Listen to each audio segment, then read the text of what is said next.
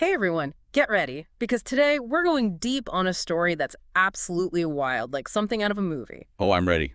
Lay it on me. Okay, so picture this.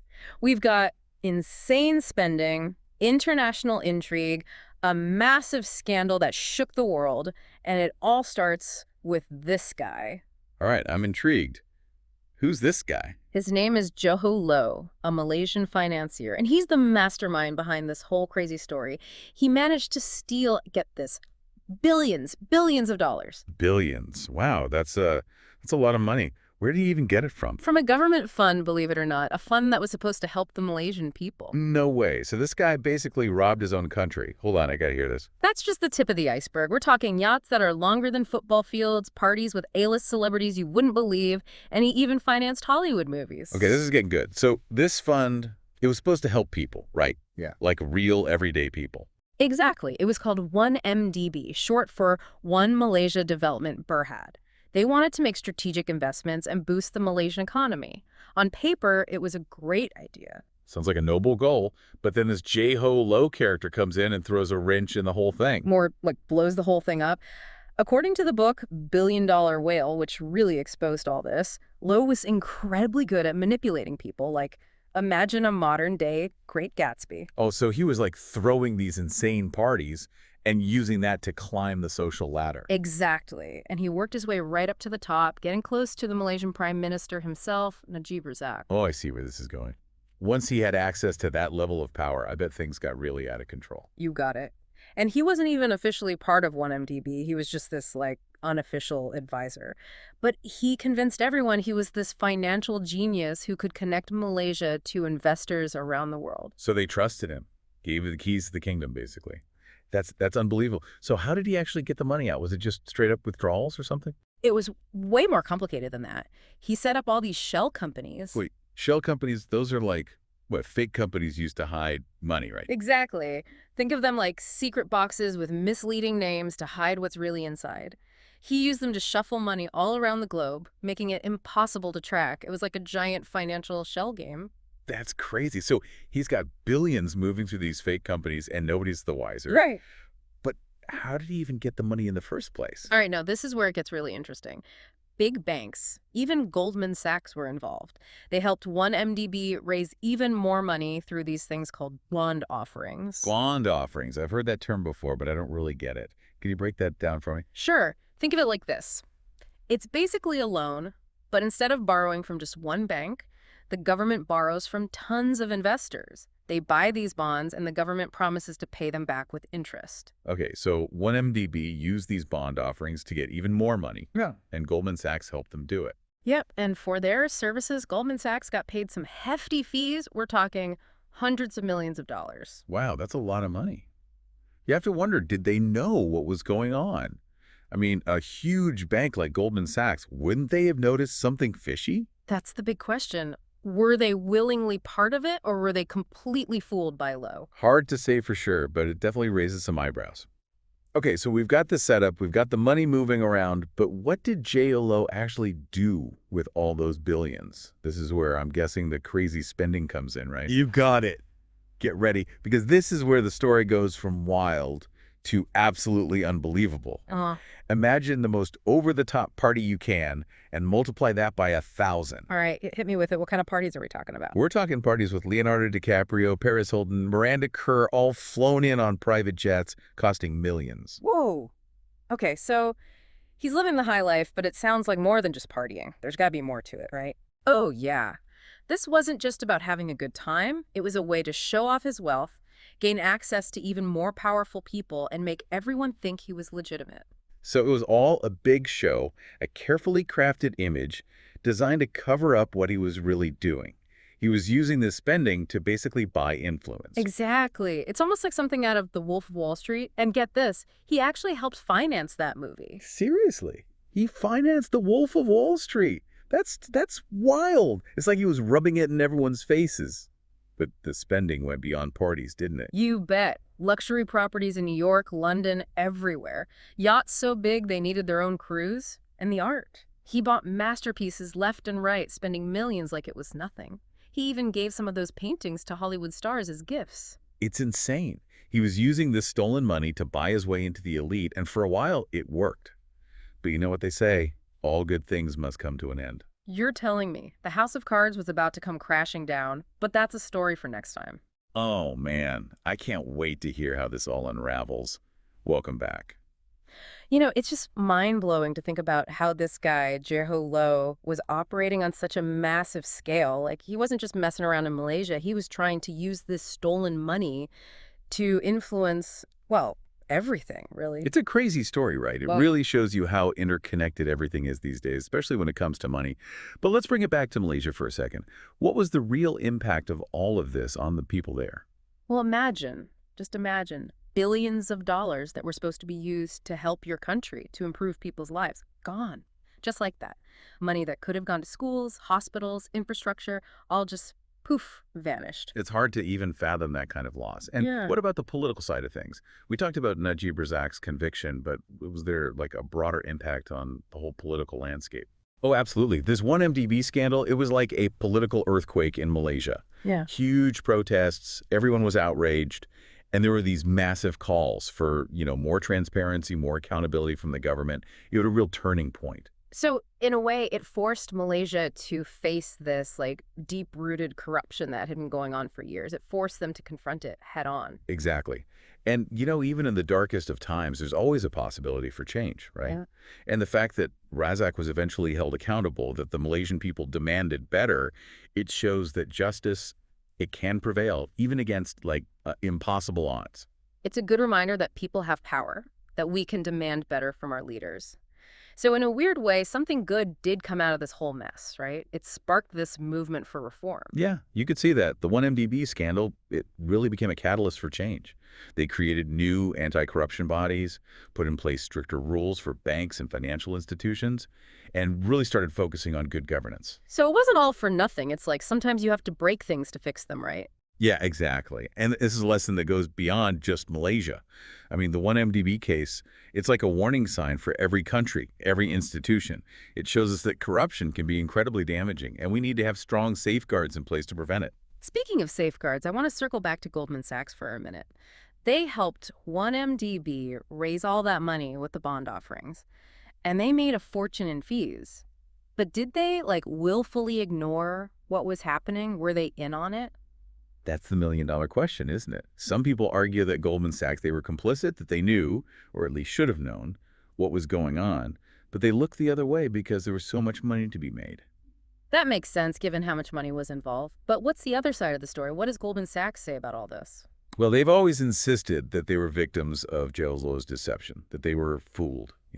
They claim they did their due diligence, meaning they supposedly checked everything out thoroughly, and they truly believe that the bond offerings were legit. So it's kind of a he said, she said situation then. But regardless of who knew what, there's no question that Goldman Sachs' reputation took a major hit. Oh, yeah, their involvement in this whole thing, it really tarnished their image. People started questioning their ethics, their risk management, everything. They ended up paying billions in fines and settlements, and the CEO at the time, he was publicly scrutinized and criticized. It just goes to show you, even the most powerful institutions can be held accountable. And once you lose your reputation, it's really hard to get it back. But let's shift gears a bit. I want to talk about the human cost of this scandal. Mm. Beyond the money, how did it impact the people of Malaysia on a personal level? That's a really important question. For a lot of Malaysians, this wasn't just about money. It was a betrayal. They felt like their trust had been shattered, like their government had failed them, and their country had been robbed of its future. And it wasn't just the money, it was that it sort of like poisoned the whole atmosphere, Right. right? Like it created this cynicism, this feeling of distrust, this disillusionment with the entire system. Absolutely. It eroded people's faith in institutions, in leaders, in the idea that society could be fair and just. It was a real blow. And it's a good reminder that corruption, it's not just some abstract concept. It has real consequences for real people. It affects their lives, their families, their hopes and dreams. Exactly. And when we talk about these financial scandals, it's easy to get lost in the numbers. But we can't forget about the people who are hurt, the victims who are left to pick up the pieces. We need to hear their stories, understand their pain, and recognize their losses. It's crucial. Okay, so we've covered a lot here. We talked about how this whole scheme was pulled off, the roles of Jho Low, Najib Razak, the impact on Malaysia, the global implications. It's a lot to digest. Yeah, we've seen how greed, power, and a lack of accountability can create this, like, perfect storm that leads to really bad outcomes for individuals, institutions, even entire countries. It's a powerful reminder that these things can happen, and we need to be vigilant. But before we wrap up, I want to go back to Jho Low. What ended up happening to him? Did he ever face justice for all of this? That's a question that, unfortunately, we still don't have a clear answer to. He was charged in several countries, but he just disappeared, vanished. So he got away with it. After stealing billions, he's just out there somewhere living the good life. It seems that way. Some people believe he's hiding out in China. Others think he's moved on to another country. He's got the money. He's got the connections. He's managed to stay one step ahead of the law. It's a tough pill to swallow, you know? Knowing that he might never face justice for the damage he caused. It makes you wonder if the system is really working. It's understandable to feel that way. It can be really discouraging when it seems like the bad guys win. But even when we face setbacks like this, it's important to keep fighting for justice, to hold people accountable. We can't give up. It's a good reminder that the fight for justice is ongoing, and we all have a role to play. Absolutely. And these complex financial scandals, they often leave us with more questions than answers. They expose the dark side of the global financial system, the ways that corruption can operate in the shadows. They make you question who to trust, how these things can happen, and whether the system is truly designed to protect people. It's a lot to grapple with. All right, welcome back for the final part of our deep dive. So we spent the last 2 episodes uncovering this absolutely crazy story. But now that we know all this stuff about 1MDB, what does it all mean? What are the big takeaways here? Well, that's a question a lot of people have been asking. Investigators, journalists, even policymakers. Yeah. And, there's no easy answer, but I think there are definitely some important lessons we can learn from all of this. Yeah, let's talk about those. What are some of the biggest things that stood out to you? What should people really be paying attention to? Okay, well, first off, I think the 1MDB case really highlights just how important transparency and accountability are, especially when we're talking about public funds. When you have systems without proper oversight, without checks and balances, well, that's basically an open invitation for corruption. Right? Like leaving a big pile of cash out in the open, someone's going to take it. So how do we fix that? What can we do to make sure, public money is actually being used for, well, the public good? We need those strong mechanisms in place, the ones that ensure that those funds are used responsibly and ethically. Independent audits, clear reporting, and of course, protecting whistleblowers. Those people who are brave enough to speak up when they see something wrong, they need to be protected. It's interesting you mentioned whistleblowers because if you remember, it was investigative journalists who first brought all this to light, right? They dug into this story and exposed all this corruption.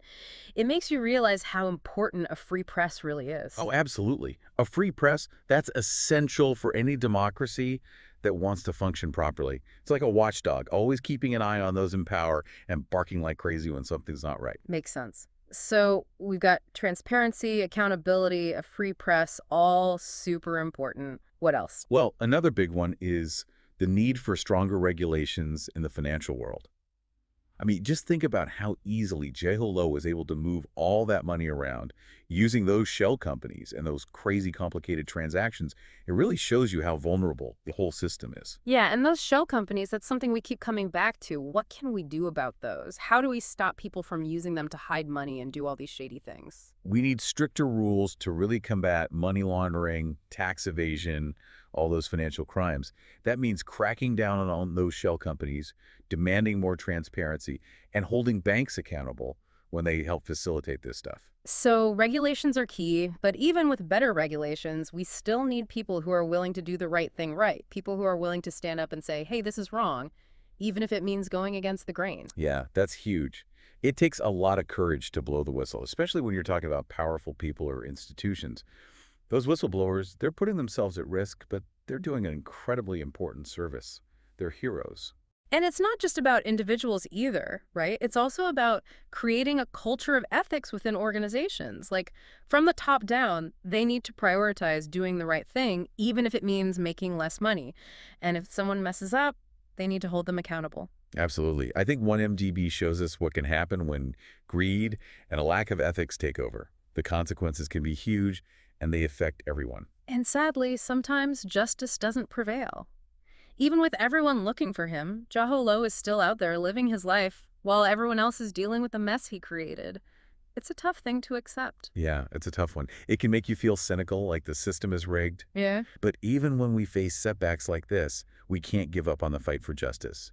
We got to keep pushing for It's accountability. a marathon, not a sprint, right? Exactly. And I think the biggest takeaway here for everyone listening is that we all have a role to play in all of this. We need to be informed, to ask questions, to hold our leaders accountable, and to support those organizations that are working to make things better. So it's not just about waiting for someone else to fix it. It's about each of us doing our part, no matter how small. And, maybe even on a personal level, just trying to be more ethical in our own lives, making decisions based on what's right, speaking up when we see something wrong.